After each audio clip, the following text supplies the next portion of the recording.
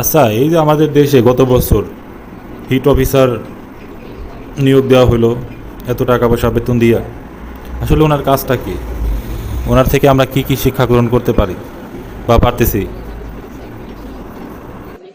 আজ দেখলাম সে পরামর্শ দিতেছে যে আমরা যখন ঘরের বাইরে যাব তখন সাথে যেন ছাতা, ফ্যান, টুপি, পানির বোতল নিয়ে যায়। এগুলো কি আগে থেকে আমরা জানতাম না? এরপর দেখলাম তিনি অধিকাংশ কথা ইংরেজিতে বলতেছে। আমাদের দেশে কত পার্সেন্ট মানুষ ইংরেজি লেকচার বা সংলাপ বুঝতে পারে? তাহলে আমরা তার কাছ থেকে কিভাবে উপকৃত হচ্ছি?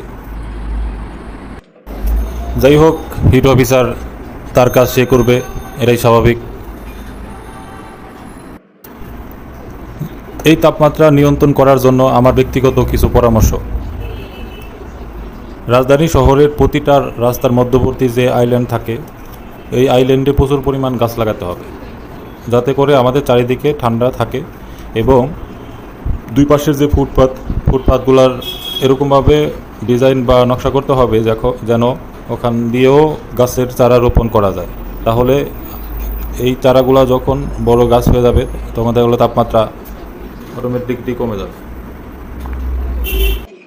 অপরদিকে জেলা শহরগুলোতেও একইভাবে গাছ লাগাতে হবে।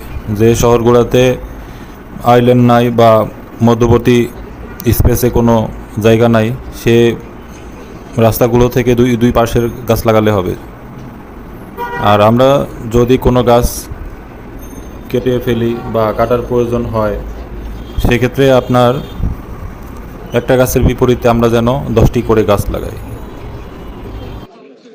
আরও কীভাবে তাপমাত্রা নিয়ন্ত্রণ করা যায় এই পরামর্শ আপনারা কমেন্টে লিখতে পারেন।